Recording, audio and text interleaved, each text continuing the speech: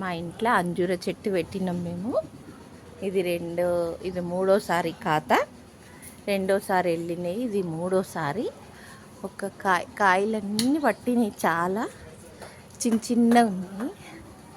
అయితే ఒక కాయ పండు అయ్యింది. నేను అట్లే పెట్టిననుకో పిట్టలన్నీ తినేస్తాయి.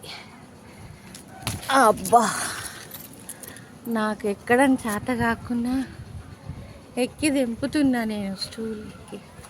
మా అబ్బాయి ఉన్నప్పుడు నాకు గుర్తుకు రాలేదు తెంపడం. అంజూర చెట్టు అండి,